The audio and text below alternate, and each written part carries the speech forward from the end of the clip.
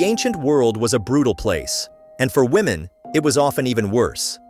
Societies across different civilizations devised cruel and inhumane ways to control, punish, and oppress women, sometimes for reasons that today would seem unthinkable.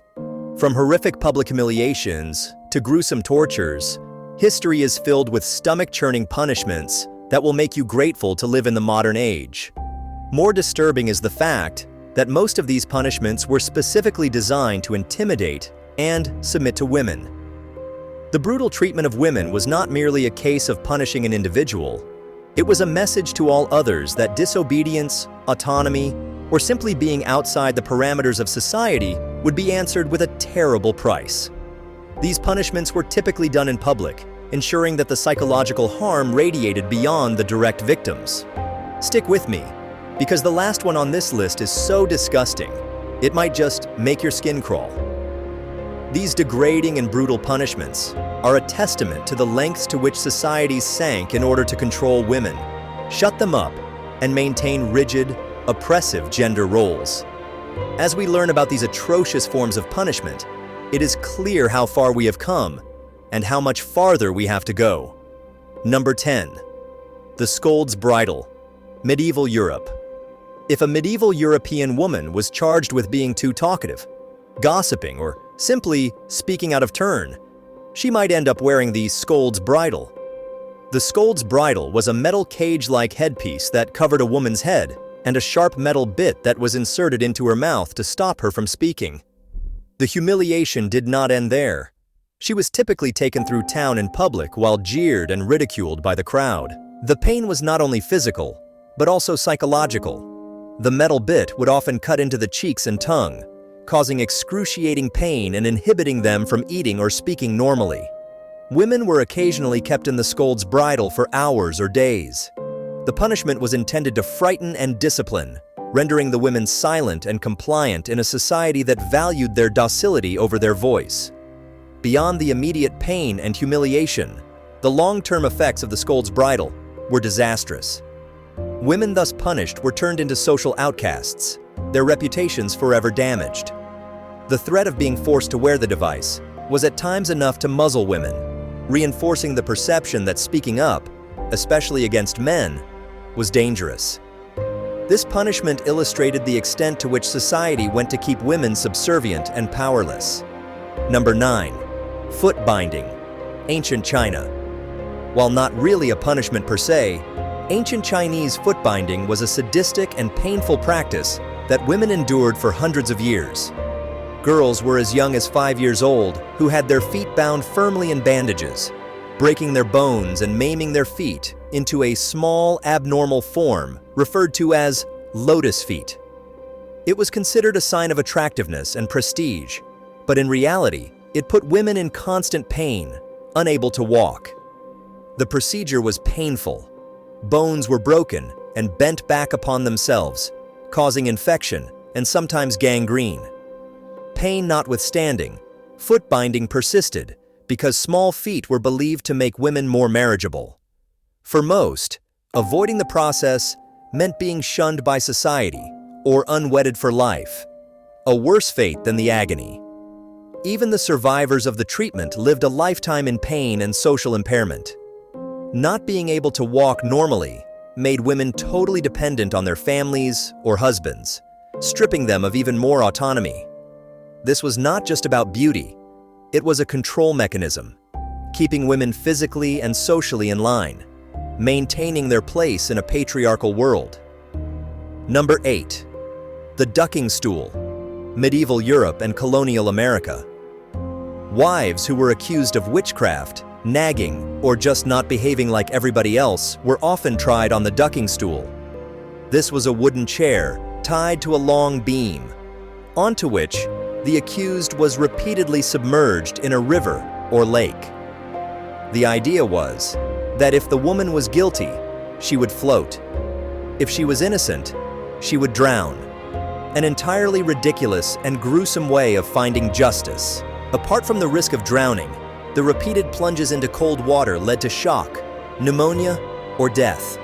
The mere terror of being plunged repeatedly under the surface of water, struggling to breathe, and facing the jeering crowd observing her torment was mental torture. Even if the woman did survive, the damage to her reputation was permanent.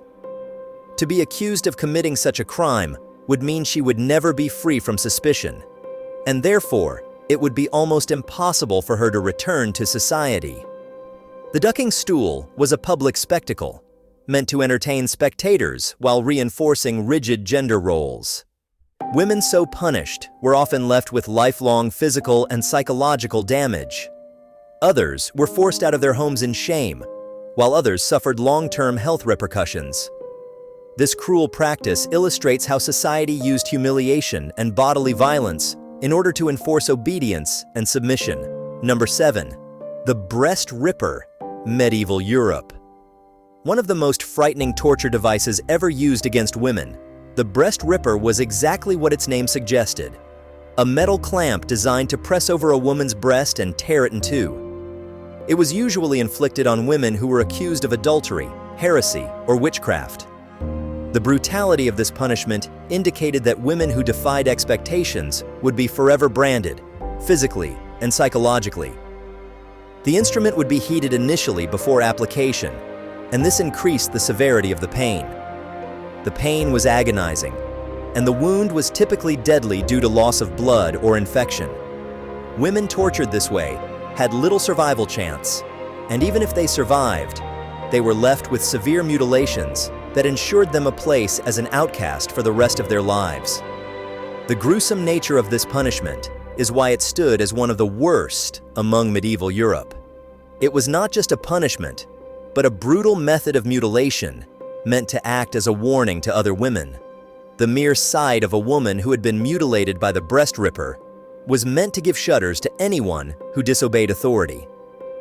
This punishment, as well as most others on this list, was meant to appropriate women's bodies and make sure that they remained in their submissive role compared to men. Number 6. Chastity belts, medieval Europe. Although historians disagree on whether chastity belts were widely used, they were nonetheless a symbol of extreme control over women's bodies. Metal belts were designed to prevent women from having sex, either willingly or unwillingly. Usually locked by a father or husband, the belt would cause painful chafing, infection, and an overall miserable existence for the wearer. Women had little say in when they might remove the belt, and thus minimal hygiene was impossible. This led to extreme medical complications, including sepsis and acute urinary tract infections.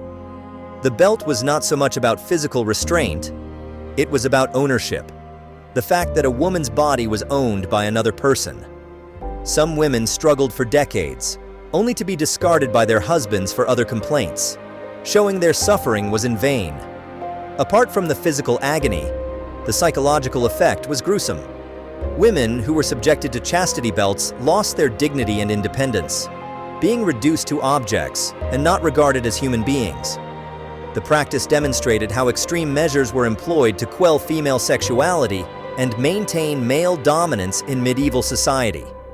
Number 5. The cucking stool, medieval and early modern Europe.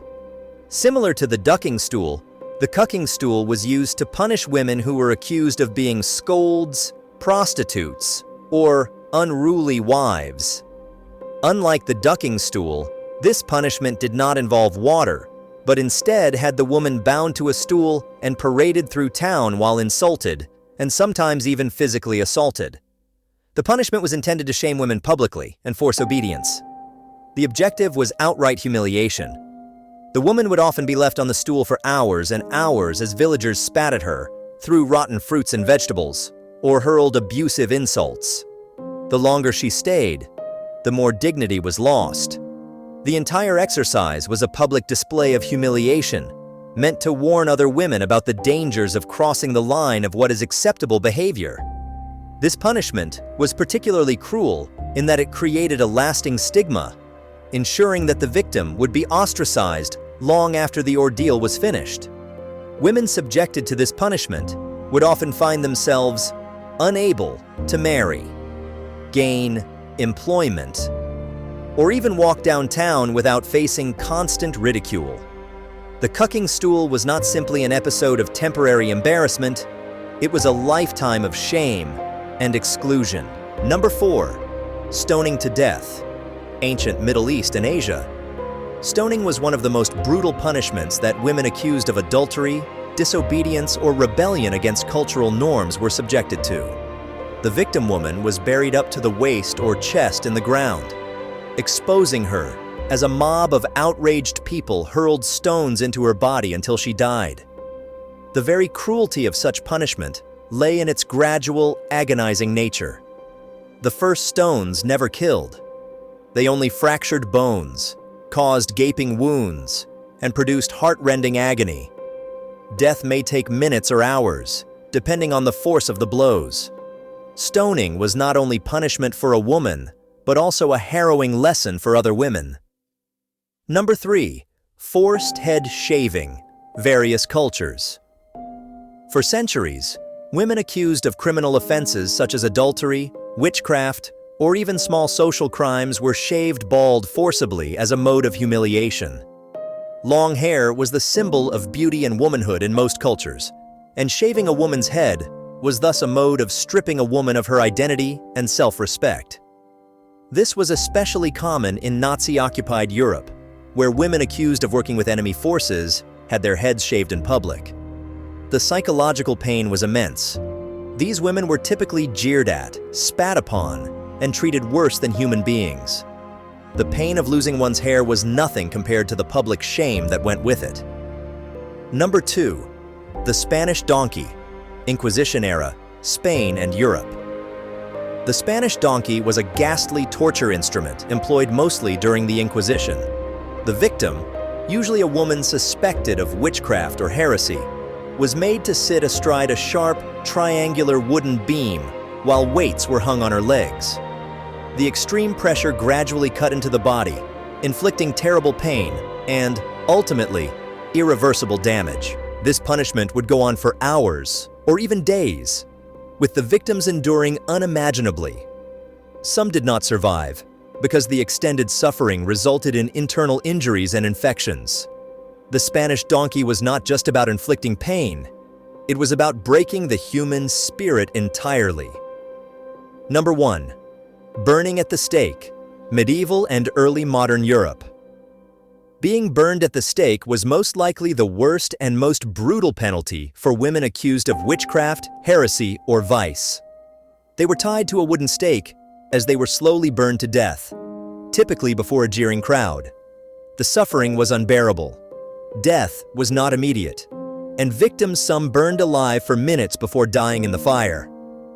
This horrific spectacle was meant to reinforce religious and social teachings so that no woman would dare question the powers that be. The punishments awarded to women centuries ago were nothing short of horrifying.